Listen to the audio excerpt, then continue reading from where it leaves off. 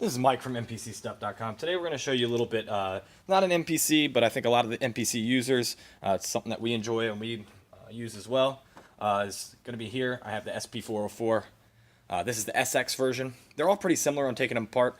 You have the S and then you also have the new A. It's going to be pretty easy also to take them apart. One thing we did notice, these knobs are a little smaller. So the MPC knobs we sell that fit all the MPCs, pretty simple. You just pull these knobs off, and all the different colors of MPC knobs we have blue, we have white, we have all black. We have a couple different options when it comes to these knobs. And then the pointers also are the same where they're pointing, so it'll be just like the originals. That way you can spice it up a little bit if you want a little different color on there or anything like that. We also here, you'll notice it's pretty simple to get this these panels off.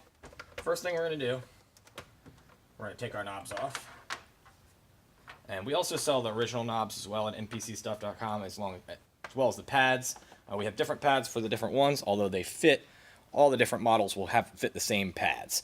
So we're going to go ahead and show you how to first pull this faceplate off. You're going to start with a little hex or Allen key, whatever you want to call it, and we're going to take each of these off here.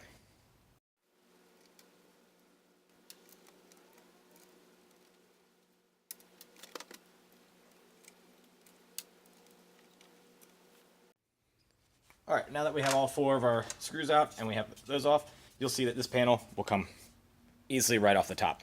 This might be the best way if you are installing one of the faceplate skins to get this top panel off, to put it on. It's just as easy to put it directly on there, but some people might want to take it off. It's also a way if you wanted to get a new top panel. We also sell these as well at mpcstuff.com. Now, if you're trying to get to the internal parts of this unit, you're going to want to open up these. So you're going to see there's screws on the bottom here, and we're going to take these out. We're also going to want to take this battery door out and just get the batteries out first, just to make sure that you can't turn it on if you happen to have batteries in there. So we're going to pull the batteries now, just to make it easier so they don't fly everywhere. And now we're going to proceed to take those 6 screws out. Alright, now that we have those 6 screws out, you can open up the bottom. You'll see that the bottom is still attached to a few things on the inside, right here, that goes to the batteries. So you can undo that, and then you have your back plate off. Now we kind of have access here to the inside, so we can get at more of what we're trying to work on right now. This piece right here, as you can see, just comes off pretty easily. We usually just try to take it off just to get it out of our way, and also so we can kind of show you how to take the complete unit apart. Also, these spare parts are also available from instrumentalparts.com or mpcstuff.com as well. And so then we got here this board. You'll see on the front side, it's kind of keeping itself in. We like to take the little card part out first so we can access here. Take our card out as well. And you'll see this will just kind of pull back. This is being held on here with these, so you can undo this clip here, or alternatively, we're going to pull these here. So that way we can get this board out of the way so we can get at our pads. Once we open that, we put this PCB on the side, we're going to see the last part that's holding this PCB board in. You're going to see 1, 2, 3, 4, 5, 6, 7 here. And that's going to allow us to pull this last part out to get this PCB off. So we're going to pull those now.